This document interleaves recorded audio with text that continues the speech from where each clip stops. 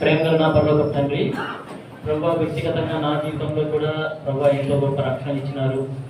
నా పాపాలు క్షమించేసినారు, కడిగినారు, శుద్ధి చేసినారు, సముద్రపు అగాధంలో పడేసినారు, నిశ్చయత నాకు అనుగ్రహించినారు. ప్రభా మరి రిపెంటెన్స్, రైట్ అబౌట్ టర్న్, లోకంలో ఇష్టానుసారంగా జీవిస్తున్న నన్ను, నా హృదయాన్ని మీరు పూర్తిగా మార్చేసినారు, వెనక్కి తిప్పేసినారు.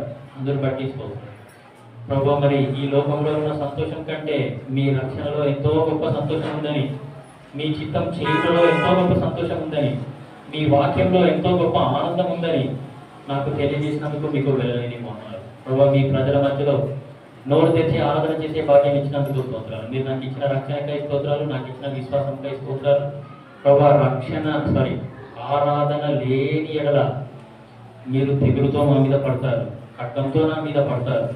ఆయనకు కోపం త్వరగా రగులుకొను, కుమారుని ముద్దు పెట్టుకోండి, లేని ఎడల ఆయన కోపించును, అప్పుడు మీరు త్రోవ తప్పి నశించెదరు. ప్రభు మరి త్రోవ తప్పిపోతాం, నశిస్తాం.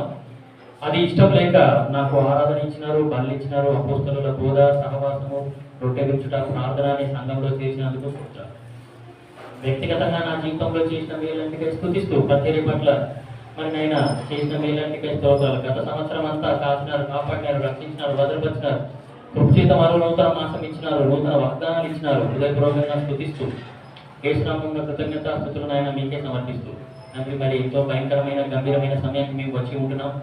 దయచేసి నాతో మాతో మాట్లాడండి. యోగ్యమైన విధానంలో తండ్రి, భయభక్తులతో భయం కలిగి ఈ యొక్క బలలో మేము స్వాపదిలాగా సహాయం చేయవలసిందిగా కోరుతున్నాం. వాక్యం చూసుకుంటున్నాం, మమ్మల్ని సరిచేయండి, చూపించండి ప్రభావ. మేము ఎక్కడ తప్పిపోయినామో, ఎక్కడ జారిపోయినామో, ఎక్కడ పడిపోయినామో మా లోపల ఉన్న గర్వాన్ని అణచివేసేయండి ప్రభావ. మరి నేను సరిగ్గానే ఉన్నాను, నాకేం రాలేదు అనే ఆ యొక్క భ్రమణాన్ని తొలగించేసేయండి ప్రభావ. మేమేమి సరిగ్గా లేవు ఆయన, మరి ఎక్కడ పడిపోయినామో, ఎక్కడ తప్పిపోయినామో చూపించండి. మేము సరి చేసుకుంటాం. మమ్మల్ని అందరినీ క్షమించండి, అది నన్ను క్షమించండి. సరి చేసుకొని అందులో పాల్పొందలాగా సహాయం చేయవలసిందిగా కోరుతున్నాం. అందుకని చీకటి శక్తులను గర్దిస్తున్నాం, బంధిస్తున్నాం. యేసుక్రీస్తు ప్రభువు నామమున స్తుతించి ప్రార్థించబడుతున్నాం తండ్రి.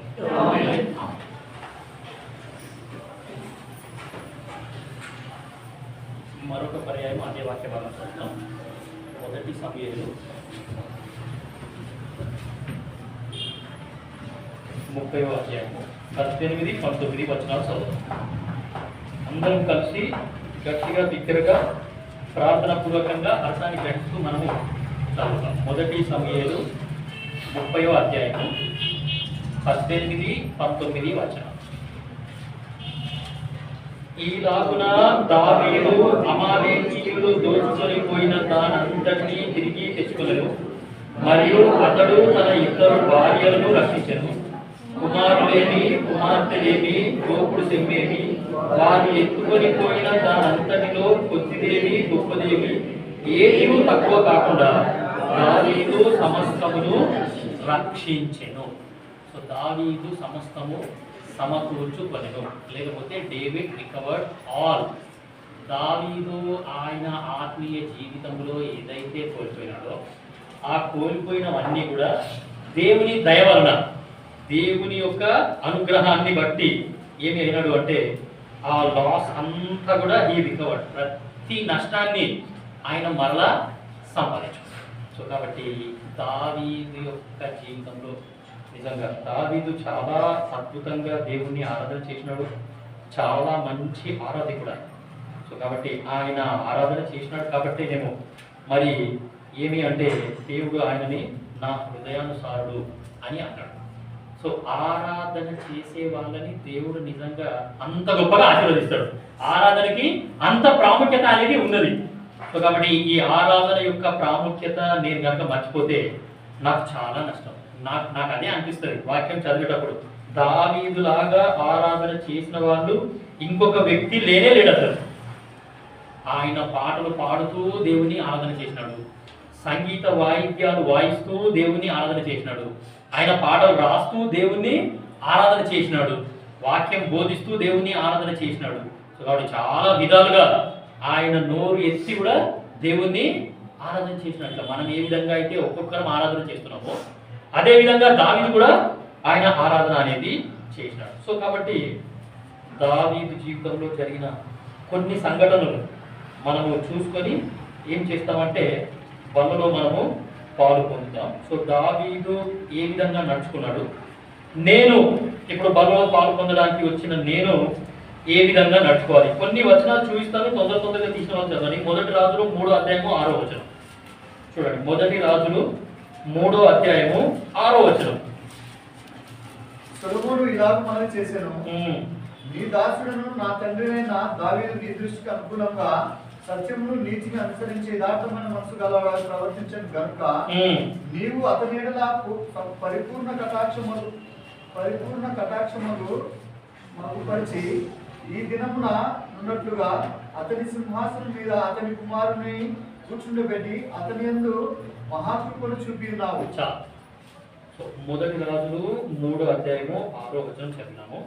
సో ఇక్కడ సొలొమోను మంచి మాట అంటున్నాడు, నీ దాసుడును నా తండ్రియునైన దావీదు నీ దృష్టికి అనుకూలముగా సత్యమును నీతిని అనుసరించి యథార్థమైన మనసు గలవాడై ప్రవర్తించెను.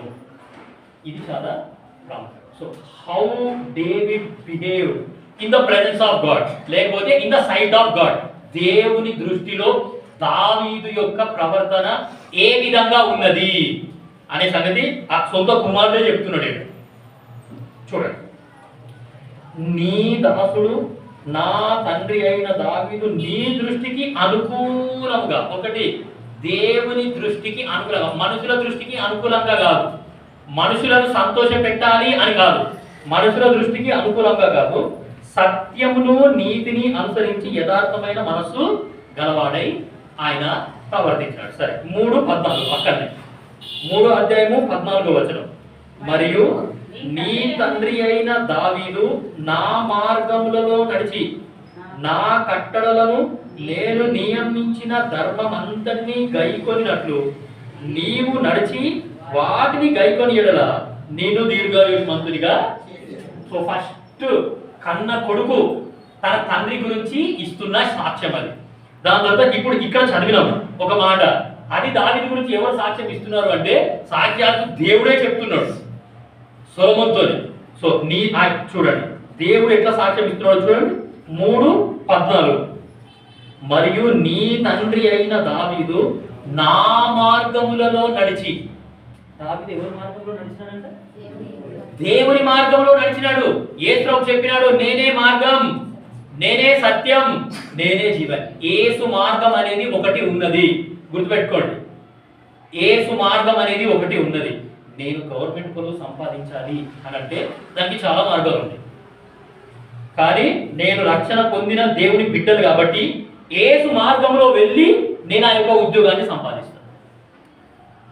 జాగ్రత్తగా గుర్తుపెట్టుకోండి. ఈ మాటని గమనించండి. నేను ఈ మాట చెప్పినాను అంటే చాలా విషయాలు నేను విశ్వాసులని గమనించినాను. వాళ్ళు ఏం చేస్తారంటే గవర్నమెంట్ నోటిఫికేషన్ ఒక్కటి రిలీజ్ అయింది అనుకోండి, అందరూ హిందూస్ అనే అప్లై చేస్తారు. అందరూ హిందూస్ అనే అప్లై చేస్తారు, మళ్ళీ బలలో పాల్పొందుతారు మందిరానికి వచ్చి. అందుకే చెప్పిన ఈ మాట, గవర్నమెంట్ పనులు చేయాలి అనేది చాలా మంచి పని. అది దేవుడు నిన్ను హెచ్చిస్తాడు. కానీ నీ గవర్నమెంట్ పనులు సంపాదించడానికి నేను ఎన్నుకున్న మార్గం ఏంది? అది యేసు మార్గమేనా? చాలా కేర్ఫుల్గా ఉండాలి. సో దావీదు దేవుని మార్గంలో నడిచినాడు అని వాక్యంలో రాయబడ్డది. సో కాబట్టి బలలో పాలు పొందడానికి వచ్చిన నువ్వు నేను మరి ఎవరి మార్గంలో నడుచుకుంటున్నాం? చూడండి 9:4 అక్కడే 1 రాజులు 9:4 తొందరగా కాదు. 9వ అధ్యాయము 4వ వచనం 1 రాజు. నీ తండ్రి అయిన దావీదు నడిచినట్లు నీవు యథార్థ హృదయుడివై నీతిని బట్టి నడుచుకొని నేను నీకు సెలవిచ్చినదంతటి ప్రకారము చేసి నా కట్టడలను విధులను అనుసరించిన ఎడల. దేవుడిస్తున్న సాక్ష్యం ఇది. దావీదు గురించి దేవుడిస్తున్న సాక్ష్యం. దావీదు ఏ విధంగా ఆయన సన్నిధిలో నడుచుకున్నాడు అని చెప్పేసి దేవుడిస్తున్న సాక్ష్యం. అఫ్కోర్స్ దావీదు కూడా పడిపోయినాడు, దావీదు కూడా జారిపోయినాడు, చాలా చాలా చాలా నష్టాన్ని కొని తెచ్చుకున్నాడు. కానీ తర్వాత ఆయన పశ్చాత్తాప హృదయంతో దేవుని సన్నిధిలో మొరపెట్టినాడు. సో ఆ దేవుని శిక్ష ఎంత భయంకరంగా ఉంటుందో ఆయన తెలుసుకున్నాడు. దావీదు చాలా నష్టపోయినాడు అసలు, దేవుడి చిత్తానికి విరుద్ధంగా ఉండి. ఒక సందర్భంలో మనం కనుక చూసినామంటే దావీదు సౌలును చంపాలని ఫిలిస్తీయులతో చేతులు కలుపుతాడు. బైబిల్లో ఉంది ఆ సందర్భం. ఫిలిస్తీయులతోని చేతులు కలపడానికి వెళ్తాడు. సో కాబట్టి అట్లా ఆయన మూర్ఖత్వాన్ని బట్టి చాలా నష్టాన్ని కొని తెచ్చుకున్నాడు. కానీ ఎప్పుడైతే దేవుడు ఆయనను దర్శించినాడో, ఎప్పుడైతే దేవుడు ఆయన చెప్పినాడో అన్నీ ఆయన ఏమంటే సరి చేసుకున్నాడు. ఆయన జీవితాన్ని పరీక్షించుకున్నాడు. ప్రభువా, నీ దృష్టికి నేను అనుకూలంగా లేకపోతే ఇంకా ఎందుకు ఈ బతుకు? నేను రాజును అయ్యుండి ఏం లాభం? నువ్వు రేపు నన్ను రాజు చేయబోతున్నావు. రాజును అయ్యుండి నీకు అనుకూలంగా కాకుండా ఇంకెవరికి అనుకూలంగా ప్రవర్తించాలి నేను? ఆయన హృదయాన్ని ఆయన పరీక్షించుకున్నాడు. దావీదు హృదయాన్ని పరీక్షించుకున్నాడు. 11:4 మొదటి రాజు చూడండి. 11వ అధ్యాయము 4వ వచనం మొదటి రాజులు. సొలొమోను వృద్ధుడైనప్పుడు అతని భార్యలు అతని హృదయమును ఇతర దేవతలతో త్రిప్పగా అతని తండ్రి అయిన దావీదు హృదయం వలె అతని హృదయము దేవుడైన యెహోవా ఎడల యథార్థం కాకపోయెను. చూసిందా? దావీదు హృదయం ఎట్లా ఉన్నది, సొలొమోను హృదయం ఎట్లా ఉందండి? దావీదు హృదయం యెహోవా దృష్టికి యథార్థముగా ఉన్నది. సో సొలొమోను యొక్క హృదయం యథార్థంగా లేదు. ఇప్పుడు బలలో పాల్పొందడానికి వచ్చిన నువ్వు నేను ఏ విధంగా ఉన్నాము? మనకు యథార్థమైన హృదయం ఉందండి. చెప్పండి. సో కాబట్టి నేను దేవుని మార్గంలోనే నడుచుకుంటున్నానా?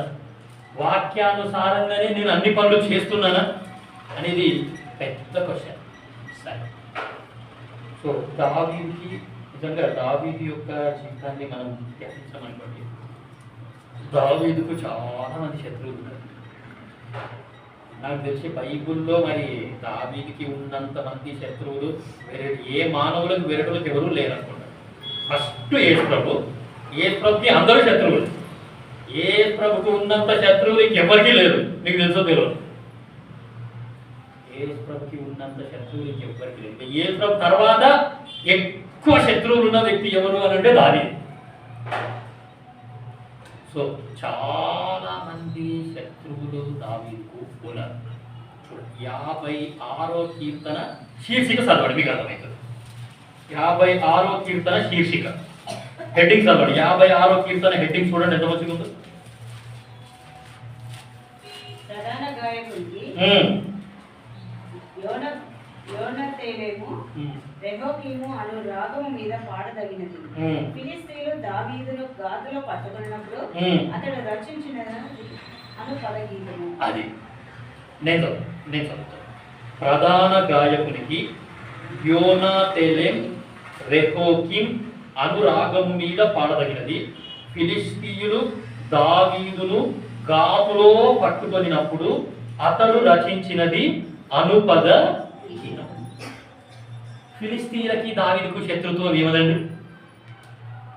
మనందరికి బాగా తెలుసు కదా.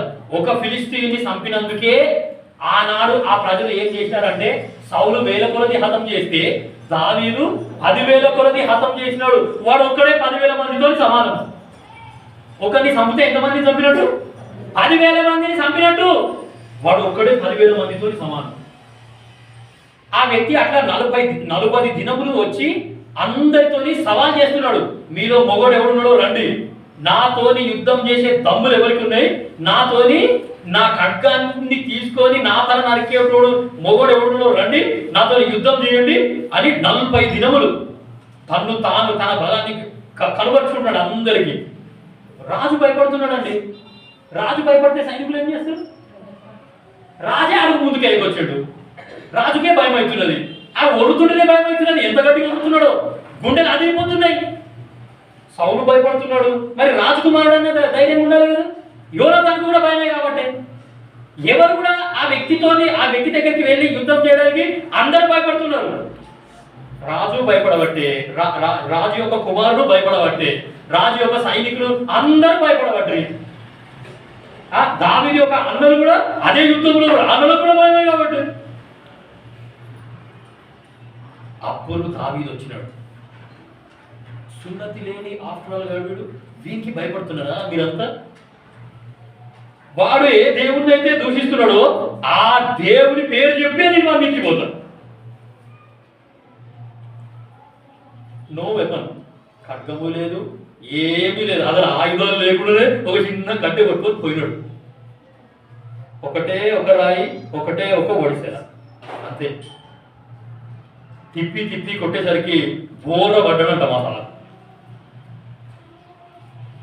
పరిగెత్తుకుంటా పోయి వాన్ కత్తి తీసుకొని వాన్ నెత్తే నరికేసి ఆ నెత్తిని పట్టుకొని సౌలు దగ్గరకు వస్తూ ఉంటే, అయ్యి ఎవరు ఈ పిల్లగాడు ఇంతే ఉన్నాడు, మా వల్ల కాలేదయా, ఆయన వల్ల అయ్యింది, ఎవరైనా కనుకో, నా సోల్జర్స్ లో చీఫ్ సోల్జర్ పోస్ట్ ఇస్తాను నేను ఆయనకి. ఎంత గొప్ప రక్షణ దొరికిందండి. అట్లా హతం చేసిన తరువాత ఆ ప్రజలందరూ పాటలు పాడుకుంటూ వస్తున్నారు. సౌలు 1000 కొలది చంపితే దావీదు 10,000 కొలది చంపినాడు. అక్కడ నుండి స్టార్ట్ అయింది దావీదుకు ఇంకా ఫిలిస్తీయులకి యుద్ధం. అప్పటి నుండి ఫిలిస్తీయులు ఏం చేసినారు అంటే దావీదు సంపుదాము అని వెతుకుతా ఉంటే, అటువంటి సందర్భంలో దావీదు ఫిలిస్తీయులకు దొరికినాడు. మళ్ళీ ఆ శీర్షిక మీరు మళ్ళీ చదవండి, మీకు అర్థమైన దాకా ఆ శీర్షిక చదవండి. 56వ కీర్తన శీర్షిక, ప్రధాన గాయకునికి యోనాతెలెం రెహోకిం అనురాగము మీద పాడదగినది. ఫిలిస్తీయులు దావీదును గాతులో పట్టుకొనినప్పుడు ఆ శత్రువులకి దావీదు దొరికినాడు. ఎట్లుంటుందండి, ఎంత సంతోషమో, మా శత్రువును మేము పట్టుకున్నాం. ఇన్ని రోజుల సంది ఈ బుడ్డోని చూస్తే మాకు భయం అవుతుంది, మా హీరోను లేక పడేసాడు, వీడు తనకాయ తెంపి పడేసాడు మొత్తానికే. పొడగా నువ్వు దొరికిన వీడు నిన్ను ఏం చేస్తావో చూడు. శత్రువులకి దావీదు దొరికినాడు. అయినా సరే దావీదు అసలు భయపడలేదు. సో ఫిలిస్తీయులు దావీదుకి శత్రువులు. ఇప్పుడు చూడండి 54వ కీర్తన శీర్షిక చదవండి. ప్రధాన గాయకునికి తంతి వాద్యములతో పాడదగినది. జీఫీయులు వచ్చి దావీదు మాలో దాగి ఉన్నాడు కాడా అని సౌలుతో చెప్పినప్పుడు దావీదు రచించిన దైవ ధ్యానం. వీళ్ళు రెండో శత్రువు. మనం ఏం చూస్తున్నాము అంటే దావీదు యొక్క శత్రువులను చూస్తున్నాము. సో దానికంటే ముందు దావీదు యొక్క ప్రవర్తన దేవుని దృష్టికి ఎట్లా ఉన్నది అనేది చూసినాము. సో ఇప్పుడు ఏం చూస్తున్నాము అంటే దావీదు యొక్క శత్రువులు. ఎంతమంది శత్రువులు దావీదుకు ఉన్నారు? ఇంతమంది శత్రువులు ఉన్న దావీదు యొక్క ప్రవర్తన ఎట్లుందని దేవుని దృష్టికి అనుకూలముగా, యథార్థముగా దేవుని మార్గంలోనే ఉన్నాడు. ఆయన యుద్ధం చేస్తున్నాడు. ఆత్మీయ యుద్ధం మనం చేస్తున్నాము, కానీ ఆ ఆత్మీయ యుద్ధం ఎట్లా చెయ్యాలి అంటే దేవుని మార్గంలో చెయ్యాలి. అది నేను మళ్ళీ చదువుతున్నాను. ప్రధాన గాయకునికి తంతి వాద్యములతో పాడదగినది. జీఫీయులు వచ్చి దావీదు మాలో దాగి ఉన్నాడు కాడా అని సౌలుతో చెప్పినప్పుడు దావీదు రచించిన దైవ ధ్యానం. జీఫీయులు ఇది రెండో శత్రువు. దావీదుకు ఉన్న శత్రువులలో రెండో గుంపు వాళ్ళు ఎవరు అనంటే ఈ జీఫీయులు. ఈ జీఫీయులతో కూడా దావీదుకు శత్రుత్వమే ఉన్నది. ఈ జీఫీయులు ఏం చేసినారు అంటే ఈ యొక్క సౌలు దగ్గరికి వచ్చినారు. ఇప్పుడు సౌలుకు దావీదుకు శత్రుత్వం ఏంటంటే ఈయన మూడో శత్రువు అయింది. అర్థమవుతుంది అమ్మ వాక్యం మీకు? సౌలుకి దావీదుకు శత్రుత్వం ఏంటి? 1000 కొలది సౌలు చంపితే దావీదు అక్కడ స్టార్ట్ అయింది. ఆ మాటతోనే స్టార్ట్ అయింది. దావీదుకు ఇంకా సౌలుకి కొట్లాట. అంటే ఇంకా ఇప్పటి నుండి ఎప్పుడైనా సరే వీడిని నా సొంతం, సరే వీలైతే వీడిని నా అల్లుని చేసుకొని అయినా సరే వీడిని లేపేస్తారే. సరేనా? మనకు అర్థమయ్యే భాషలో చెప్పాలంటే రాజకీయం, మీకు అర్థమయ్యే భాషలో, లేకపోతే మనకు అర్థమయ్యే భాషలో చెప్పాలంటే దీన్ని ఏమంటారంటే పాలిటిక్స్. సౌలు ఏం చేస్తున్నాడంటే ప్యూర్ పాలిటిక్స్. నా అల్లుని చేసుకుని అయినా సరే వీడిని ఏం చేస్తా, నా కూతురు మళ్ళీ నేను చేస్తాను, నేను రాజుని, బోర్డు మంది వస్తారు మాకు. సో ప్యూర్ పాలిటిక్స్ ప్లే చేస్తున్నాడు అప్పటి నుండి. సో కాబట్టి అరే నేను ఒకరిని చంపితే దావీదు 10 మందిని చంపిట, గిరేంది. సో కాబట్టి ఆయన లోపల ఈర్ష, కపటము, ద్వేషము, జలసి ఇవన్నీ వచ్చేసి ఆ రోజు నుండి దావీదు మీద విషపు చూపు. ఇది మూడో శత్రువు. చెప్తారా ముగ్గురు శత్రువుల పేరు? ఫిలిస్తీయులు వెరీ గుడ్, జీఫీయులు వెరీ గుడ్, సౌలు. సో ఈ సౌలు ఏం చేసినాడంటే ఈ జీఫీయులతోని పొత్తు పెట్టుకున్నాడు. అందుకే ప్యూర్ పాలిటిక్స్. సో ఈ సౌలు ఏం చేసినాడంటే జీపీలతోని చేయగలిగినాడు, పొత్తు పెట్టుకున్నాడు, మహాకూటమి ఏర్పాటు చేసినారు. సో ఈ సౌలు ఏం చేసినాడు అని అంటే ఈ జీపీలు కూడా దావీదునే చంపుదామని వెతుకుతున్నారు, సౌలు కూడా దావీదునే చంపుదామని వెతుకుతున్నారు. సో కాబట్టి మన ఇద్దరు శత్రువు ఒక్కడే కదా. సో కాబట్టి మన ఇద్దరం ఏం చేద్దాం, కూటమి పెట్టుకుందాము. కూటమి పెట్టుకొని ఇద్దరం కలిసి అని పెడతాం. అటువంటిది జీఫీ అంటే ఈ సౌలు తరుముతున్నాడు కదా అని చెప్పేసి దావీదు పారిపోతూనే ఉన్నాడు. సో జీఫీల దేశానికి పోయినాడు. అక్కడ జీపీలు చూసేసరికి ఎక్కడ చూసినా సరే ఆ దావీదు బొమ్మనే కనబడుతున్నది. వాంటెడ్ వీడు మాకు కావాలి, వీని బ్రతకడంగానే మాకు అప్పగించండి, మేమే విని చంపుతాం. సో కాబట్టి ఆ జీఫీల దేశంలోకి పోతే జీఫీలు దావీదులు చూసినారు, దావీదులు పట్టుకున్నారు. ఓ సౌలు, నీ శత్రువు నా శత్రువు మా దేశంలోనే ఉన్నాడు, మా ఊర్లోనే ఉన్నాడు కదా, నీ ఆయుధం తీసుకోదా, ఎట్లా చంపుతావో చంపు. వాని తల కావాలన్నా, వాని గుండెలు కావాలన్నా, లేకపోతే వాని చేతులు కావాలన్నా, వాని గుండెకాయ తీసేసుకుంటావా దా. సో జీఫీయుడు వచ్చి దావీదు మాలో దాగి ఉన్నాడు కాడా అని సౌలుతో చెప్పినప్పుడు రచించిన కీర్తన. 52వ కీర్తన శీర్షిక చదవండి, మీకు అర్థమైంది. నా టైం అయిపోయింది. ప్రధాన గాయకునికి ఎదోమీయుడైన దోయేగు సౌలు వద్దకు వచ్చి దావీదు అనుమూలకి ఇంటికి వచ్చినాడని అతనితో చెప్పినప్పుడు దావీదు రచించిన దైవ ధ్యానం. ఈయన ఇంకొక శత్రువు. ఇప్పుడు ఎంతమంది శత్రువులు అయినారు? 4. అయ్య బాబాయ్, నేను చదువుతాను. ప్రధాన గాయకుడికి ఎదోమీయుడైన దోయేగు సౌలు వద్దకు వచ్చి దావీదు అహీమెలెకు ఇంటికి వచ్చి ఉన్నాడని అతనితో చెప్పినప్పుడు దావీదు రచించిన దైవ ఎదోమీయుడైన దోయేగు. సో కాబట్టి ఈ వ్యక్తి కూడా ఎవరు అంటే దావీదుకి శత్రువు. సో వీళ్ళందరి అంటే వీళ్ళతోని శత్రుత్వం ఎందుకు వచ్చింది, వీళ్ళతోని శత్రుత్వం ఎట్లా ఏర్పడ్డది అవన్నీ ఉచితమైతే నేను మళ్ళీ వస్తే మళ్ళీ చూద్దాం. సో ప్రస్తుతానికి ఇట్లా జస్ట్ పైన మాత్రం గుర్తుపెట్టుకోండి. సో ఈయనతో శత్రుత్వం ఎక్కడ వచ్చింది అంటే 1 సమూయేలు 22:9 నుంచి చదివితే నీకు అర్థమవుతుంది, ఆ తర్వాత చదువుకోండి. సో ఎదోమీయుడైన దోయేగు ఎవరి దగ్గరకు వచ్చినాడు? సౌలు ఎవరు? వెరీ గుడ్, నాకు అర్థం కావాలి. ఈ దోయేగు కూడా దావీదుకు శత్రువే, సౌలు కూడా దావీదుకు శత్రువే, జీఫీలు కూడా దావీదుకు శత్రువే. సౌలు ఎంతమందితో పొత్తు పెట్టుకున్నాడు ఇప్పుడు? Pure politics. అందరితోని ఆయన పొత్తు పెట్టుకొని అందరితోని, అందుకే అంటారు రాజకీయాలలో శాశ్వతమైన మిత్రులు శాశ్వతమైన ఉండరు. సో కాబట్టి ఈ సౌలు అనే వ్యక్తి చాలా డేంజర్ క్యాండిడేట్. సో దేవుని చిత్తమైతే ఆయన క్యారెక్టర్ గురించి కూడా మనం తర్వాత ధ్యానిస్తాం. సో నేను వచ్చినానంటే ఖచ్చితంగా ధ్యానిస్తాము. సో ఈ సౌలు ఏం చేసినాడంటే దావీదుకు ఎంతమంది శత్రువులు ఉన్నారు అనేది అవన్నీ కనిపెట్టినాడు. ఆయన తెలుసుకున్నాడు, ఎవరెవరు దావీదును చంపుదామని చూస్తున్నారు వాళ్ళందరినీ కనుక్కొని తెలుసుకొని వాళ్ళందరితోని పొత్తు పెట్టుకున్నాడు. పొత్తు పెట్టుకొని అందరికీ చెప్పేసినాడు, దావీదు మీకు కనబడ్డాడంటే చెప్పుండి, నేనే చంపుతావాన్ని, మీరు మాత్రం చంపొద్దు, మీకు ఎంత బహుమానం కావాలో చెప్పండి, మీకు కావాల్సిన బహుమానాలు అన్ని ఇచ్చేస్తా. కాబట్టి తెలుసుకోవాల్సిన సంగతి ఏంటి అంటే, సో నా ఆత్మీయ జీవితాన్ని పడగొట్టేటోళ్ళు చాలా మంది ఉన్నారు, అందులో సైతాన్ గాడు కూడా ఉన్నాడు. అది నా ఆత్మీయ జీవితాన్ని పడగొట్టే ప్రయత్నం జరుగుతుంది. ఆ ఆత్మీయ జీవితంలో నుండి నేను గనక పడిపోయానంటే ఇంకా అయ్యే పని. సో కాబట్టి ఇది 57వ కీర్తన శీర్షిక చదువుతా. 57 కాదు, 59వ కీర్తన శీర్షిక. ప్రధాన గాయకునికి అల్తషేతు అనురాగము మీద పాడదగినది. దావీదును చంపుటకు సౌలు పంపిన వారు ఇంటి యొద్ద పొంచి ఉన్నప్పుడు అతడు రచించిన అనుపద గీతము. సో దావీదును చంపుటకు సౌలు పంపిన వారు, దావీదు ఇంట్లోనే పండుకున్నాడు, ఆ ఇంట్లో దావీదు ఉన్నాడు అనే సంగతి మాకు అర్థమైంది. ఆ ఇంటి కిటికీలో నుండి చూస్తే చుట్టూ మొత్తం శత్రువులే.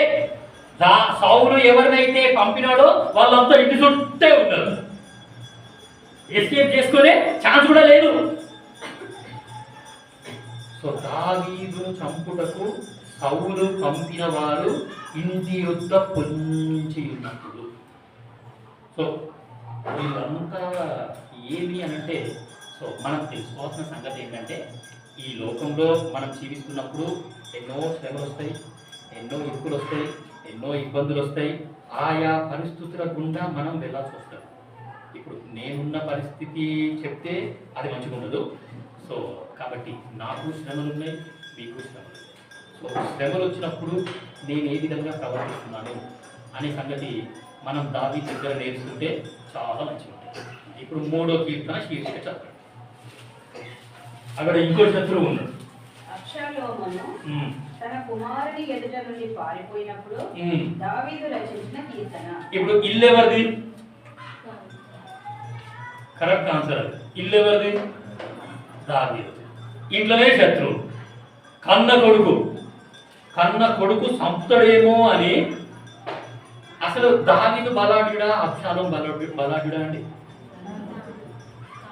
10,000 పీపుల్ని చంపే సత్తా ఉన్న వ్యక్తి దావీదు. అసలు ఆయన పారిపోవాల్సిన అవసరం ఏమొచ్చింది? ఆయన తలుచుకుంటే సౌలు లేపేస్తాడు, ఆయన తలుచుకుంటే ఫిలిస్తీయులను లేపేస్తాడు, ఆయన తలుచుకుంటే ఆ ఎదోమీయుడైన దోయేకులు లేపేస్తాడు, జీఫీయులైన వాళ్ళని కూడా లేపేస్తాడు. అబ్షాలోము ఎంతటోడు? మరి ఈయన పారిపోవడం ఏంటి? ఆయన ఇల్లు వదిలిపెట్టి, ఆయన ఆస్తులు వదిలిపెట్టి, ఓరే నాయన నేను సంపాదించింది నువ్వు కూర్చొని దంస్తున్నావు, నువ్వు కూర్చొని వెళ్తున్నావు, నువ్వు నన్ను చంపడం ఏంది అని ఆయన పారిపోవడం ఏంది? అర్థమవుతుందా మీకు వాక్యం? కొంచెం స్టాండర్డ్ పెంచిన నేను అంతే. ఈ హై స్టాండర్డ్ వాక్యం మీకు అర్థమవుతుందో లేదో మరి. ఆయన పారిపోవడం ఏంది? ఆయన సొంత ఇల్లు ఇచ్చి అబ్షాలోము తన సొంత కుమారుడు ఆయన చంపుదామని చూస్తున్నాడు. దాని అర్థం ఏంటంటే నాకు ఇంట్లోనే శత్రువులు ఉన్నారు, నా బంధువులే నాకు శత్రువులు. సో కాబట్టి ఈ శత్రువులు అనే వాళ్ళ టార్గెట్ ఒకటేనండి, మన ఆత్మీయ జీవితం నుండి మనది పడగొట్టాలి, మన ఆత్మీయ జీవితాన్ని పూర్తిగా సర్వనాశనం చేయాలి అనేది ఈ శత్రువు యొక్క పని. ఇప్పుడు చదివిన హెడ్డింగ్స్ అన్ని కూడా అన్నిట్లో ఒక మాట కామన్ గా వచ్చింది, అతడు రచించిన గీతము, అతడు రచించిన గీతము, అతడు రచించిన గీతము, అతడు రచించిన గీతము. శ్రమలు వచ్చినప్పుడు కూడా దావీదు చేసే పని ఏంటి అంటే పాటలు రాస్తున్నాడు. ఎంత ధైర్యం ఉండాలండి శ్రమలలో పాటలు రాయడం అంటే? శ్రమలలో పాటలు పాడడం అంటే ఎంత ధైర్యం ఉండాలి? మనమేమో అట్లా ఉండము. అయ్యో నాకే వచ్చిందా, నా బిడ్డకే రావాలన్నా, నా కొడుకుకే రావాలన్నా, నా కుటుంబంలో ఇంత నష్టం జరగాలన్నా, నాకే నాకే నాకే నాకే. మరి ఏం నేర్చుకుంటున్నామండి మనం మందిరం? దావీదు పాటలు రాస్తున్నాడంట. అంత శత్రువులంతా చుట్టూ ఉన్నారు, అయినా సరే ఆయన సంతోషంగా పాటలు రాస్తున్నాడండి. అసలు నిజంగా దావీదు కాన్ఫిడెన్స్ ఎవరో తెలుసు కదా, దేవుడు కాకపోతే ఇంకెవరు ఆయన కాన్ఫిడెన్స్? ఇప్పుడు 18వ కీర్తన హెడ్డింగ్స్ అవ్వండి. అయితే 18వ కీర్తన హెడ్డింగ్స్ అవ్వండి. యెహోవా దాసుడైన ప్రధాన గాయకుడికి యెహోవా దాసుడైన దావీదు కీర్తన. అతని శత్రువులందరి చేతిలో నుండి సౌలు చేతిలో నుండి యెహోవా అతని తప్పించిన దినమున దావీదు ఈ గీత వాక్యములను చెప్పి యెహోవాను స్తోత్రించి అది అతని శత్రువులందరి చేతిలో నుండి దేవుడు ఏం చేసినాడు? తప్పించేసినాడు. సౌలు చేతిలో నుండి కూడా దేవుడు ఏం చేసినాడంటే దావీదుని తప్పించేసినాడు. దావీదును అసలు సౌలు తలుచుకుంటే దావీదు వల్ల మమ్మీ డాడీని అరెస్ట్ చేయొచ్చు కదా. దావీదు యొక్క అందరిని, దావీదు యొక్క మమ్మీ డాడీని అరెస్ట్ చేసి ఆయన దగ్గర పెట్టుకొని, ఓ దావీదు మీ అమ్మ నాయన నా దగ్గరనే ఉన్నారు, నువ్వు వచ్చేసి వీళ్ళని వదిలేస్తారు, నువ్వు రాకపోతే వీళ్ళు ఏం చేస్తారు? చేయొచ్చు కదా. కానీ సౌలు అట్లా చేయలేడు. ఎందుకంటే దేవుడు దావీదును కానీ దావీదు యొక్క కుటుంబాన్ని కానీ టచ్ చేయనివ్వలేదు. ముట్టనీయలేదు. అంత అద్భుతంగా దేవుడు దావీదుని, ఆయన కుటుంబాన్ని, ఆయనతో పాటు ఉన్న వాళ్ళని, ఆయనకు కలిగిన సమస్తాన్ని దేవుడు రక్షించినాడు. అది ఈ దేవుని యొక్క గొప్పతనం. కనీసం సౌలు టచ్ కూడా చేయలేకపోయినాడు దావీదు యొక్క అన్నలను కానీ, దావీదు యొక్క అమ్మ నాయనను కానీ, దావీదు యొక్క వాళ్ళ అమ్మ నాయనకు సంబంధించిన ఆస్తుపాస్తులను కానీ టచ్ కూడా చేయలేడు దేవుడు. అతని శత్రువులందరి చేతిలో నుండి, సౌలు చేతిలో నుండి దేవుడు దావీదును విడిపించిన తర్వాత, అందుకే ఆ 18వ కీర్తన మొత్తం మనకు ఒక మంచి పాట ఉంది. పౌరుషము గల ప్రభుతో పర్వతములకు నాదులు వణికెను. పౌరుషము గల ప్రభుతో పర్వతములకు నాదులు వణికెను.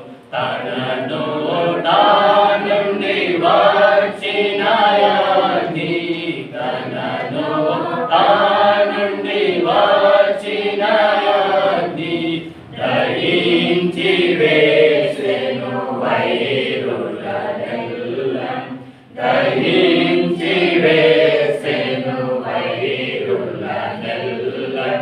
యెహోవా నా బలమా, యథార్థమైనది నీ మార్గం, పరిపూర్ణమైనది నీ మార్గం. పౌరుషము గల దేవుడు కోపిస్తే పర్వతముల పునాదులు వంచినాయి. కరెక్టే, దావీదును చంపడానికి శత్రువులంతా చుట్టుముట్టినారు. కానీ దేవుడు ఏం చేశాడంటే పర్వతాలను బద్దలు కొట్టినాడు. ఆ పర్వతాలు బద్దలైన శబ్దానికి శత్రువుల గుండెలు అదిరిపోయినాయి. అసలు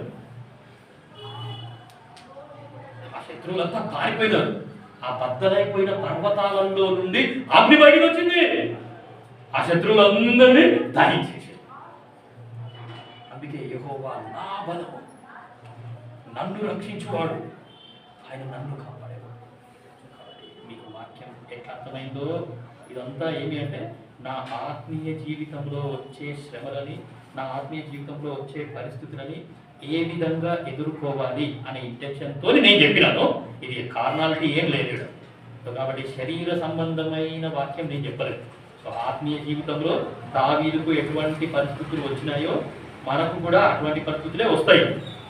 సో అటువంటి పరిస్థితులు వచ్చినప్పుడు నేను ధైర్యంగా ఎందుకు ఉండట్లేదు, నేను ధైర్యంగా ఎందుకు పాటలు పాడట్లేదు, నేను ధైర్యంగా ఎందుకు మందిరానికి రావట్లేదు, ఎందుకు వాక్యం చదువుడు మానేస్తున్నాను, ఎందుకు ప్రార్థన చేసుడు మానేస్తున్నాను, ఎందుకు ఆరాధన చేసుడు మానేస్తున్నాను, నాకెందుకు సమస్యలను చూసి పారిపోవాలనిపిస్తుంది, దావీదు ఎట్లా ధైర్యంగా ఎదుర్కొన్నాడు. ఒకరిచ్చటి ప్రార్థన. దేవుడి వాక్యం దీవించు.